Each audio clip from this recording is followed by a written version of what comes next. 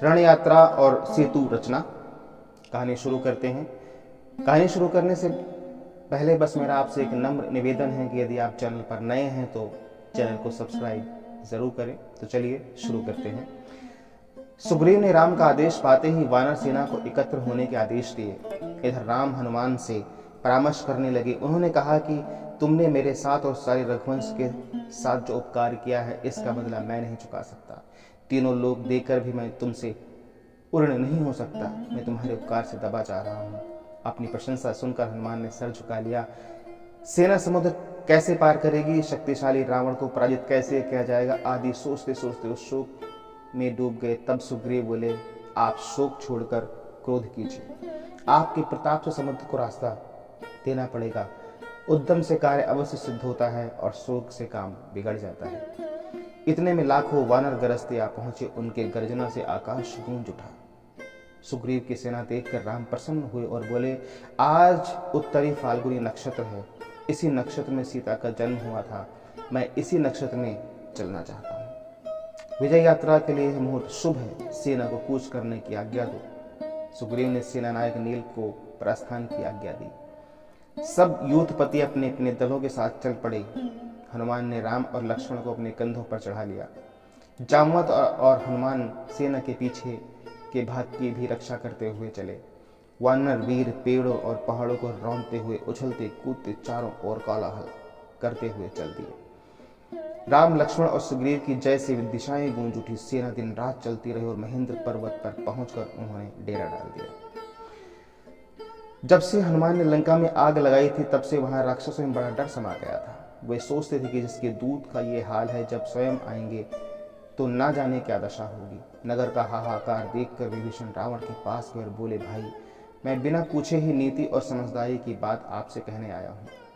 मुझे आपका और सारी राक्षस जाति का कल्याण इसी में दिखाई देता है कि श्री राम से बैर ना किया जाए, सीता जी को राम के पास लौटा दें। आपको पता चल ही गया होगा कि वानरों की विशाल सेना लेकर वो समुद्र के उत्तरी तट पर पहुंच रहे हैं। सीता के लौटने की बात सुनकर रावण ने क्रोधित होकर विभीषण को वहां से चले जाने के लिए कहा। उसने ये भी कहा कि मैं सीता को किसी तरह नहीं लौटाऊंगा। तब रावण अपने सभा भवन में गया। वहां उसने पुत्रों, मंत्रियों, सेनापतियों को बुलाया और नगर की रक्षा के आदेश दिए। अपने बल का वर्णन करके उसने उनकी राय भी मांगी। सबने रावण के मन की बात कही। केवल विभीषण ने विरोध किया और कहा, बिना जाने शत्रु को छोटा नहीं समझना चाहिए। अगर तुम्हें कोई शक्ति होती तो हनुमान को ही ना पकड़ लेती। रावण से उन्होंने कहा कि महाराज मेरी प्रार्थना पर ध्यान दें। सीता को राम के पास भेज देने में ही कल्याण है। रावण ने सुनते ही आग बबूला हो गया। वो बोला, मैं ऐसे मनुष्य के साथ नहीं रहना चाहिए जो ऊपर से तो हित की बात करता है और भीतर भीतर शत्रु का शुभचिंतक हो। इससे तो क्रोधी सांप के साथ रहना अच्छा है। विभीषण को रावण ने तरह तरह के अपशब्द कहे और अंत में ये भी कहा कि अगर तुम्हारा मन बैरी के साथ है तो उसी से जा मिलो। विभीषण ने कहा, मालूम होता है कि लंका के अब बुरे दिन आ गए हैं। मेरी बातें अब आपको अच्छी नहीं लगती। आप कहते हैं तो मैं जाता हूँ। कालवश ने एक बात आपकी समझ में नहीं आती। इतना कहकर अपने 4 मंत्रियों के साथ वो आकाश मार्ग से राम से मिलने के लिए चल पड़े। राम की छावनी में पहुंचकर विभीषण ने दूर से ही आवाज लगाई, वानरों, मैं राक्षसों के राजा रावण का भाई हूँ। मैंने उसे सीता को लौटा देने की बात कही तो वो क्रोधित हुआ और भरी सभा में मेरा अपमान किया। मैं अब राम की शरण में आया हूँ, मुझे उनके पास पहुंचा दो। ये संदेश लेकर सुग्रीव श्री राम के पास गए। सब बातें बताकर उन्होंने राम से कहा, मुझे लगता है कि 5 राक्षस रावण के गुप्तचर हैं। हमारा भेद लेने के लिए उन्होंने तरकीब निकाली है। अगर सच भी है तो भी उनको क्या ठिकाना। जो अपने भाई का ना हुआ वो हमारा क्या ही होगा। श्री राम ने भयंकर होकर कहा, मित्र तुमने सलाह तो ठीक दी है, परंतु बुद्धिमानी ये होगी कि हम उसे अपनी ओर मिला लें। संभव है कि वो अपने किसी स्वार्थ के लिए भाई से अलग होकर हमसे मिल रहा हो। सब भाई लक्ष्मण और भरत की तरह नहीं होते। सुग्रीव ने राम की बात का विरोध फिर किया तो राम ने दृढ़ता से कहा, मेरा नियम है कि मैं शरण में आए हुए को वापस नहीं लौटाता।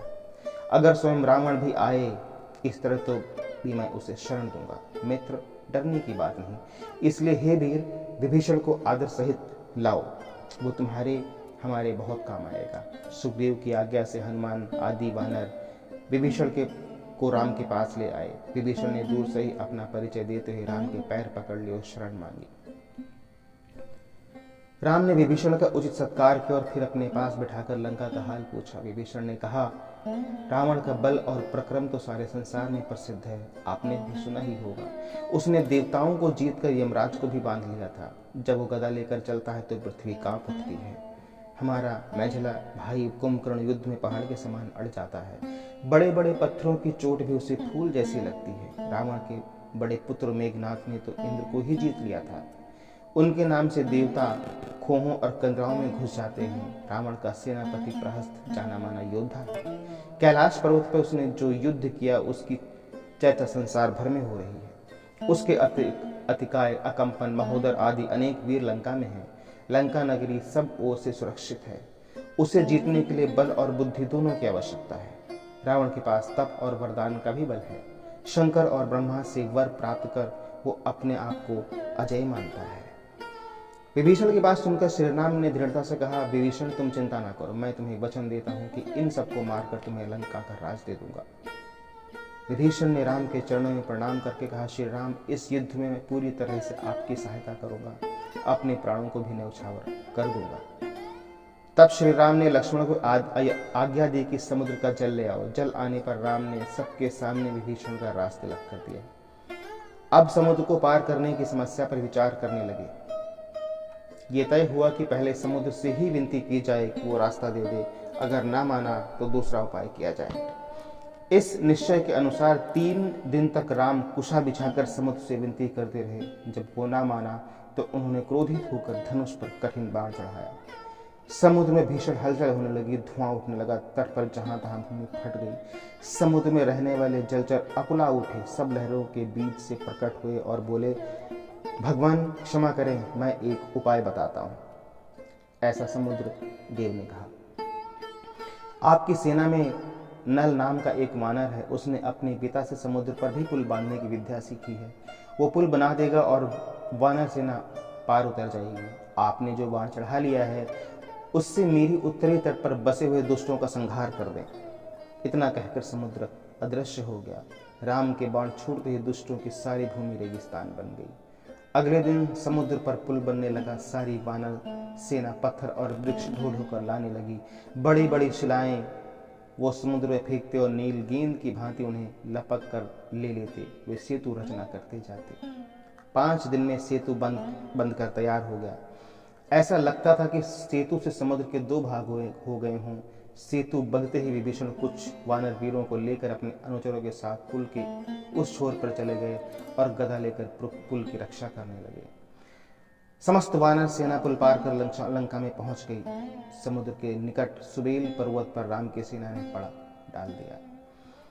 वानर जहां तहां फल फूल खाने लगे। विभीषण तथा सुग्रीव के साथ बैठकर श्री राम विचार करने लगे कि युद्ध कैसे शुरू किया जाए। यहाँ तक कहानी पसंद आई हो, कथा पसंद आई हो तो वीडियो को लाइक और शेयर ज़रूर करें। तब तक के लिए जय हिंद, जय भारत।